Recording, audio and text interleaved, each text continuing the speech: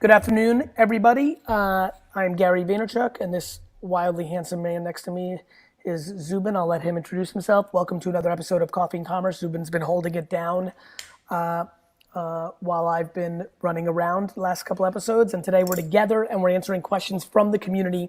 So if you want a question, please use hashtag coffee and commerce or coffee commerce. Let's just do it that way. Dustin will look for the questions on Twitter specifically. We also see all the comments here on the right side. Zubin, why don't you give this weekend, I'm gonna open a glass of wine actually while you give the weekly update of things that you're seeing in the e-commerce world, and let's get to the questions. Let's do it. Go Welcome, ahead. everyone.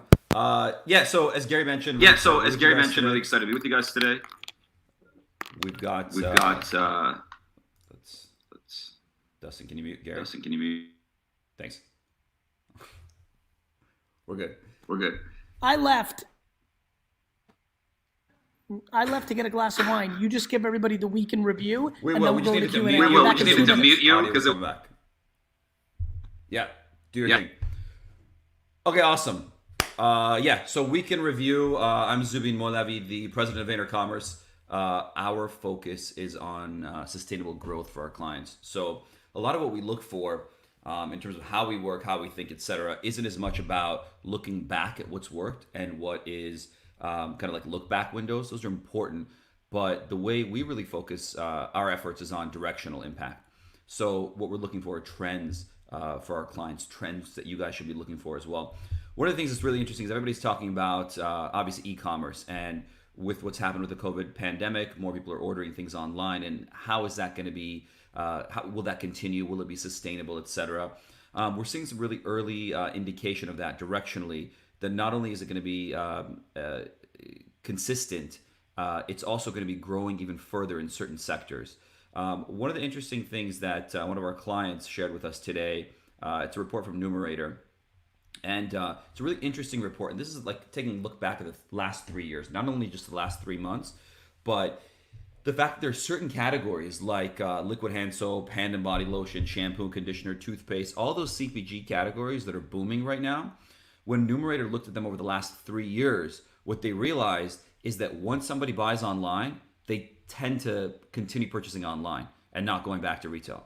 So one of the things I just want to talk to you about is, again, the fact that this isn't a fad. This is like the internet, obviously. This is just going to continue. And the more you get integrated online, the more you look at it as another channel and kind of integrate it into your entire omni-channel strategy, the better off you are. And then one of the more encouraging things for all of you that are starting new brands out there and to really push hard at this point, where to go to the study that indicated that 55% of Americans have purchased online, had purchased items online from websites and retailers they'd never heard about over the last 3 months.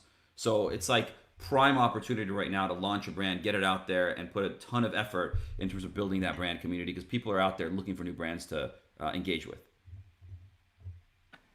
I agree.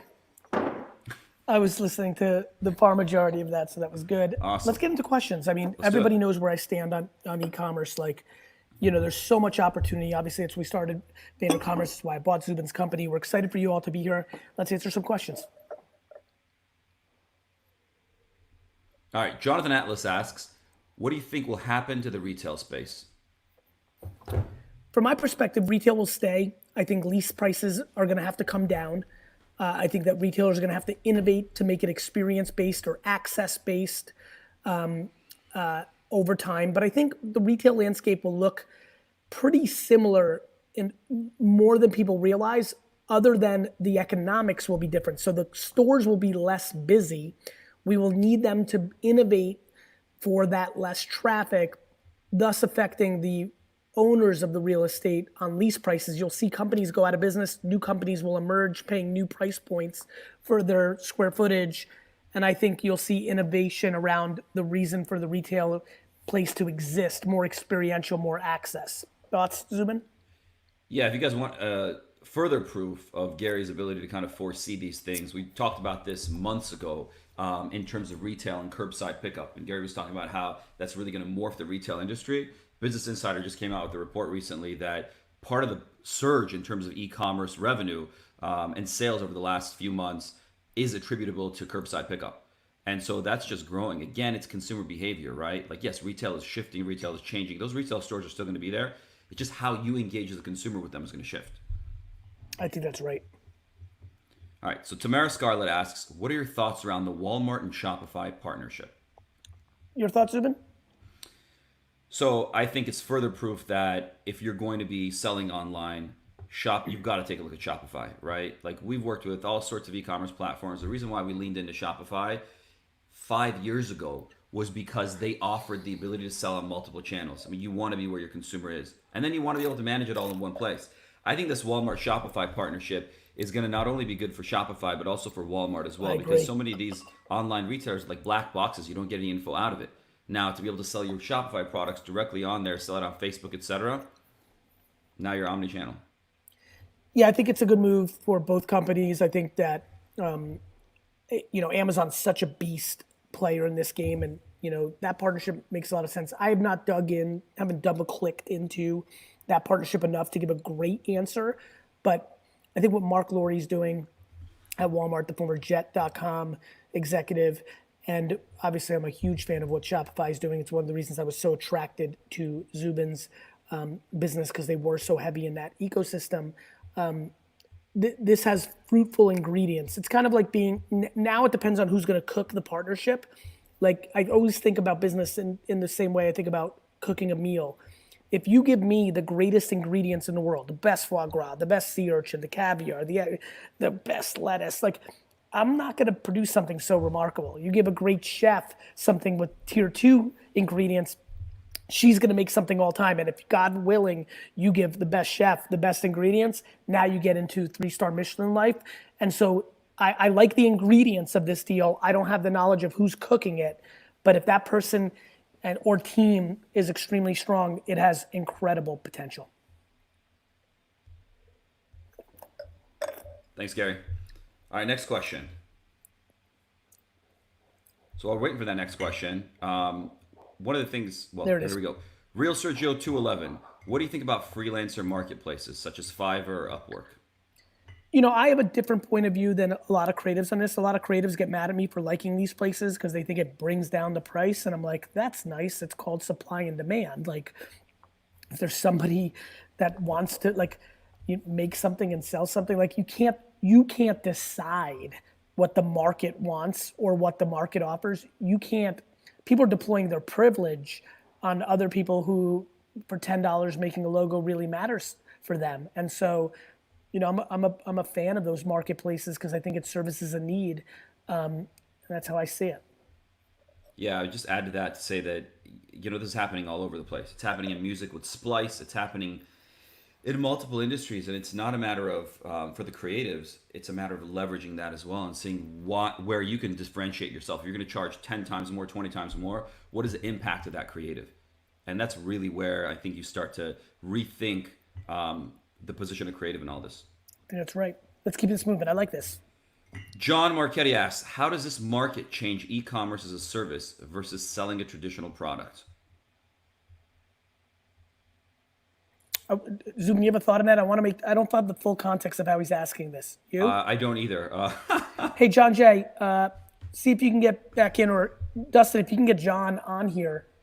I'm not against that, or we can get him on the next Coffee and Commerce, and we'll get him to physically ask the question, because I don't fully understand what he's saying. Let's keep it going. So Raymond Huang, what's your view on PayPal's new policy on resale items and protection for sellers? I haven't seen it, but if you're saying that there's more protection for the seller, I'm very excited. I think that eBay needs to lean into that. I think all platforms rightfully protected the buyer because that's how you build it. But I think we're into that 2.0, 3.0, that 201, 301 course on here, where you're seeing a lot of people take advantage of the protection that the buyer has. And I do think it's time for more protection for the seller. I'm undereducated on what this is. I don't know if you're looking it up right now, Zubin. Yeah, I am. Yeah, I saw you typing. Obviously, you're just going to headline read, so you're not going to have full thought. But exactly. I definitely think as transactional internet is happening. In the sports card world, I'm seeing it a lot. The market's moving so fast that somebody buys something with the anticipation of it going up in a week. It doesn't, and then they cancel the order. And that's really unfair and wrong morals for the merit of the transaction. Yeah, totally. So just to give everybody else some insight on this, again, we got to do a deeper dive into this. But basically, the policy states that they're excluding items intended for resale from the buyer protection. So including single item transactions or transactions that include multiple items from reimbursement eligibility under purchase protection program. I see. So they're basically the incredible protections they have in place in the macro.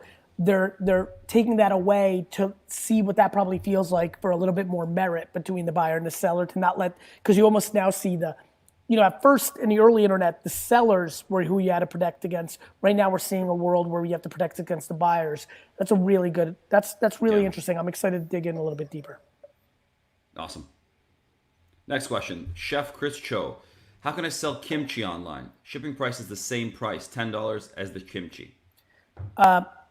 By creating a $20 kimchi where it comes along with access or a t-shirt or an empathy hat. You have to create, when you sell low priced items, you either need to make the item so awesome that people don't give a shit that they're paying $20 for your kimchi instead of 10, or you need to create some sort of club access, surprise and delight when they buy it from you. When I say access, maybe you, Chef Chris, are cooking the kimchi with, showing people, like if they buy from you, they get to be on the weekly, taste along, cook along with you. Access. It's almost like if I had a $10 wine, if empathy was $10, I would make it a $20 buy because it's $10 for the wine and $10 to be part of the club where every Friday night for 2 hours, you get to drink wine and ask me questions. I think you need to do that, Chef. That's my idea. Zubin? Yeah, the only other thing I'd add to that is take a look at Gold Belly. So I grew up around Chicago. I order Geno's East from them all the time. And it costs a bit, but you end up ordering 5 at a time, 6 at a time.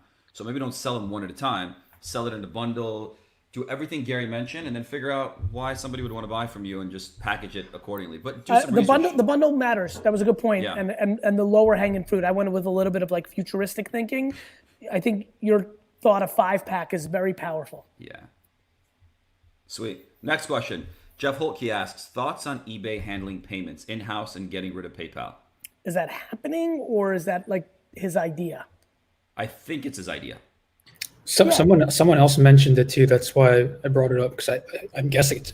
Can you look, Dustin, while we go to the next question, can you Google it, see if there's something not on my radar just as of yet? Okay. Yeah, it seems like they're moving away from PayPal. That makes sense. I mean, they're big enough. They can be their own bank and processing, and that's the thing. Well, and they're moving to Adyen. So we've used Adyen before for some other clients and whatnot. It's just another processor. Yep. So they're which probably they probably have a lot. Rates. They probably have better rates and a much bigger. Exactly. And they have so much leverage now. Yeah, it makes sense. Exactly. And then eBay will probably provide you with the same level of protection that you were getting from PayPal before. All right.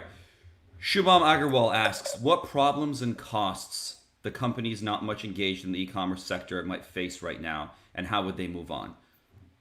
So if they're not in e-commerce right now, what problems and costs might they engage once they get into e-commerce?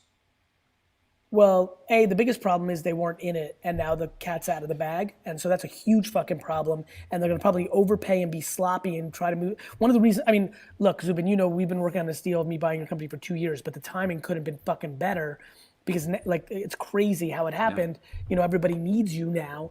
And like what I'm proud of is the people that work with Vaynercommerce, I think are going to get thoughtful, fast work, but fast a lot of time means sloppy.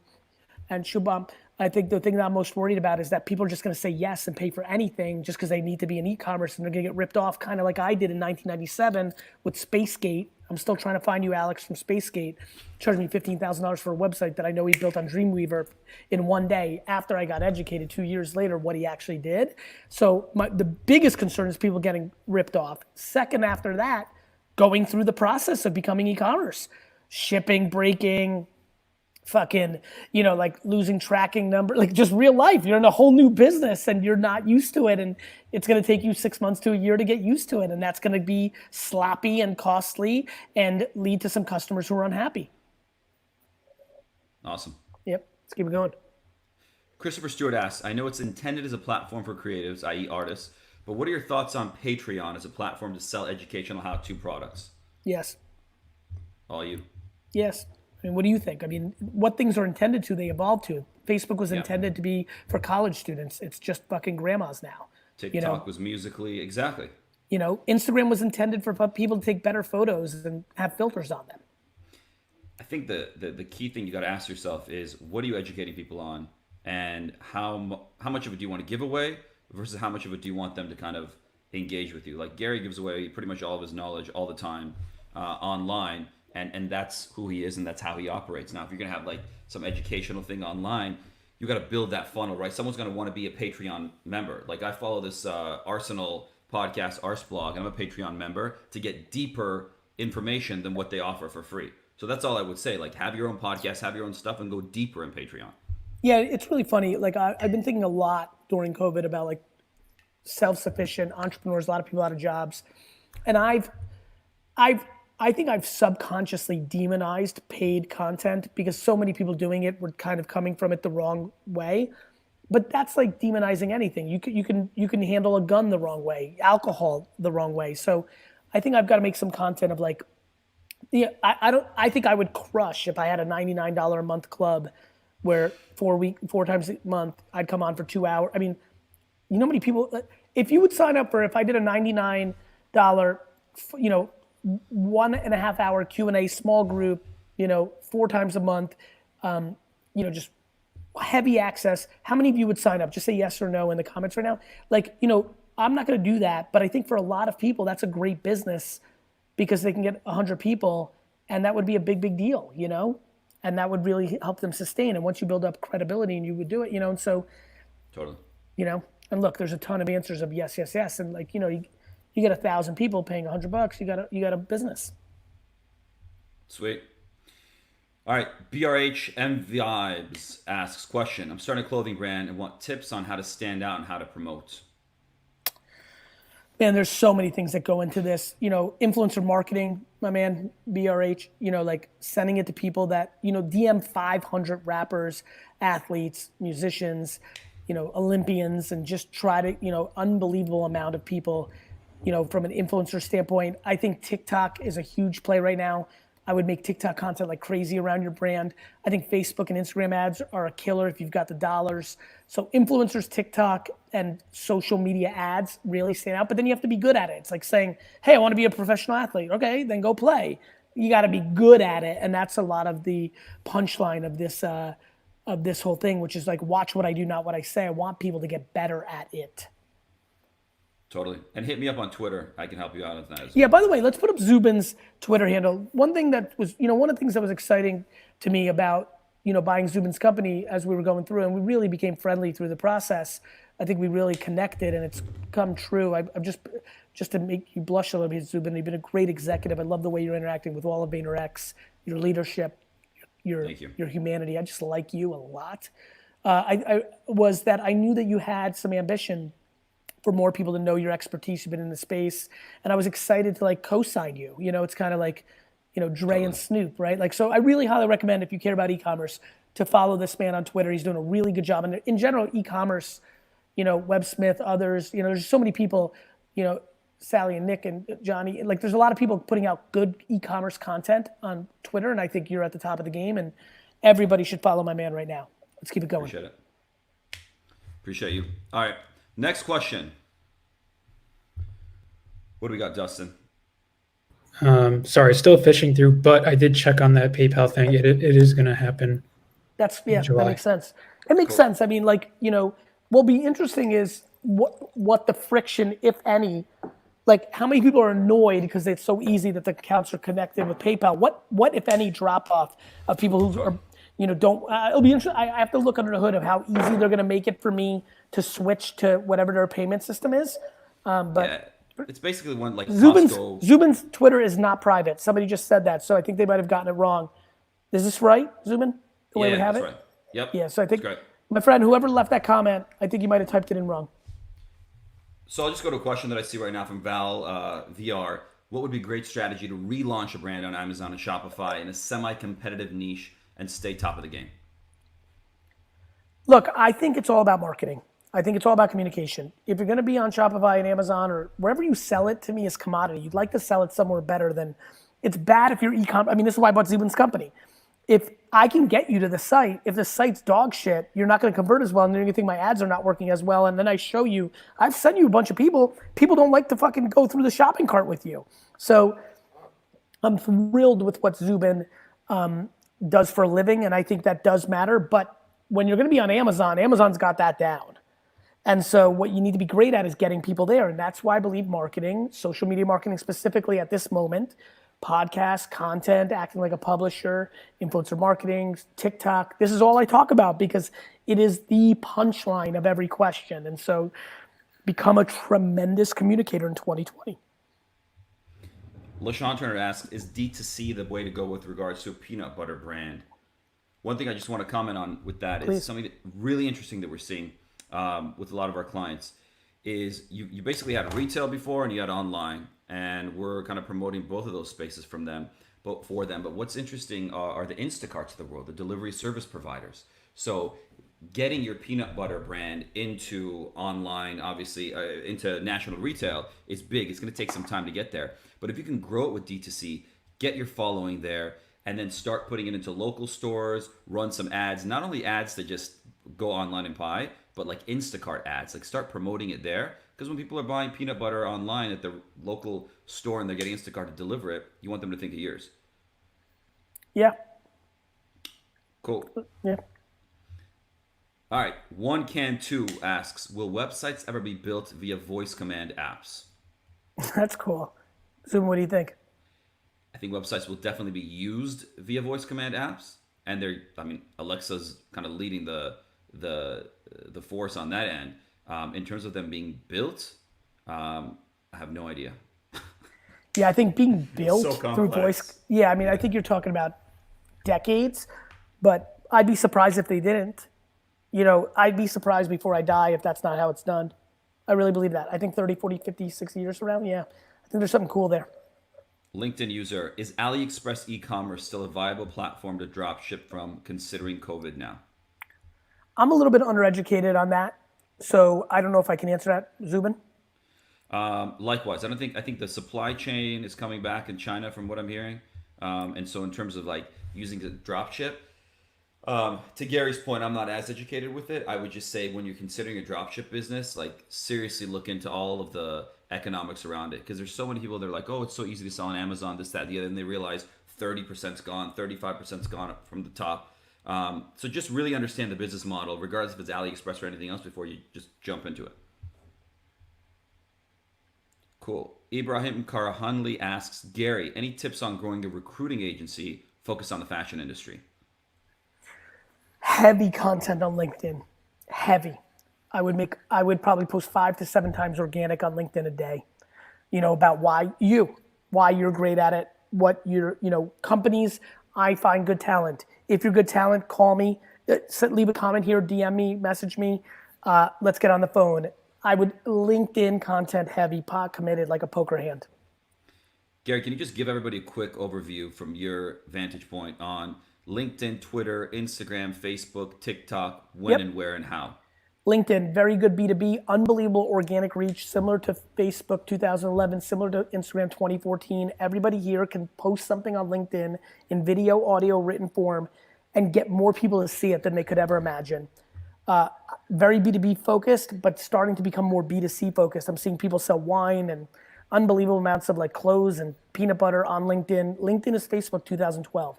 Facebook, the best ad product. You can target like crazy. An incredible platform if you're trying to reach 45 to 90-year-olds with your service. Facebook groups are an incredible thing to build where you can get people into. That's Facebook. Instagram is the one right now, right? It's the most competitive. It's the hardest to break through, but it is where the contemporary 18 to 45-year-old culture is living. Content is the variable. It's hard to get viral there. It's the most competitive and most important place. And you're starting to feel like you're on the downside of Instagram with TikTok's emergence and a little fatigue, but it's still a beast that'll be here for a long time. Twitter is an incredible platform for a lot of people. It should be the platform you do the most listening. Twitter search is the best part of Twitter. Type in drop shipping and see people talking and then get into the conversation. It is a cocktail party and you have permission to join any convo. That makes it a beast. I'm a huge, huge fan. TikTok, make content you want to make, not what you think you need to make on TikTok. It's not about dancing. It's not about memes. It's about you putting out what you want to put out. It's getting older by the second, 20, 30, 40-year-olds by the second. So I think TikTok, much like Instagram, much like Facebook, will evolve into something different than it actually is. That's my little speed round. That was kind of good. That was awesome. Thank you. So we might Dustin, we need to clip that. That was a good. I know, that's what I was that's an Instagram post. So Halvin Minai asks, how would you scale a one-man agency that has 7 dealership clients to 15 clients? I would hire. I would hire. Helbin, I would absolutely give up some of the profit to hire. That's what I did with Vayner. I made no salary in the early days. That's how you scale. You scale by not taking money home. You scale by taking the 7 to 15 clients' money and hiring people. It's hiring. It's fucking hiring. And it's firing when somebody doesn't work because you can't waste the money. And productize, Halvin, as much as you can. Like, figure out what you're doing the same for all of them. Productize it, normalize it so you got better margins. And then when you're presenting it to the other 20, 30 clients that you want to get, you've got a very clear roadmap of what you're selling. And let's talk about productizing. Zubin is a technologist, so he built things. I productize through systems and decks that I repeat, so I don't have to build the horse every time. So, and then having 2 people around me through osmosis, I'm productizing through humans. That's awesome. Let's get one more in before we bounce. This is fun. This is a quick little 30. By the way, real quick in the comments, how do you like this format? Like 30 minutes, boom, education, like just curious. And by the way, I'm sure we're going to turn this into a podcast. Podcast listeners, thank you so much for listening. Hope this is bringing you value. Just curious about people's thoughts in the comments. Go ahead. Let's I get like the a last question one. that Ilan Stanovsky asks. What should a high-end skincare brand do now that other more popular major brands aren't doing? TikTok. 100%. Like 7 organic pieces of content a day on TikTok, DMing 100. Here's the formula. 7 organic pieces of content on TikTok, 100 messages to TikTok influencers if they want samples. And then take that, build a little quiz on your site for your consumers to get there so you can get a better sense of who they are and then link them up with the best products on your site for them. Because at that point, you're giving them value and you're getting insight from them. And the last 120 seconds, Dustin, type it out, vaynercommerce.com. If you are a direct-to-consumer brand, if you're a Fortune 500 brand, if your cousin has a brand, if your uncle works at a brand, please check out vaynercommerce.com. We are quietly and not so quietly building the premier e-commerce agency with incredible capabilities of consulting, building out websites. Just, Zubin, what would you say that the 3 or 4 things that stand out at VaynerCommerce that really, what's the lowest price point somebody can get into VaynerCommerce? Like, what's the cheapest shit you sell? Anything? Yeah, cheapest stuff that we do is probably $50K consulting engagement. So taking a brand and building out an entire direct-to-consumer strategy for them, modeling it out, etc. Great. I hope you enjoyed this. Zubin, you're amazing. This was fun. Let's do this third. There was something here. I love it. Let's do it. Me too. Talk to you soon. See you, bye, everyone. Hit me up on Twitter, Gary VEE. You can put that up there, Dustin, in case they don't know. I would be shocked if they didn't, but actually not shocked. Gary VEE. Let me know what you thought about this format and this show, because I'm going to lose these comments in a second when I click this out. And 100% follow Zubin. Follow Zubin on Twitter as well. It is one, especially if you're deep in this world, he's constantly talking about it. I may talk about sports cards or the Jets or something random or, a T Grizzly new, album, but, Zubin's consistently good on this. So we'll see you later. Thanks, everybody.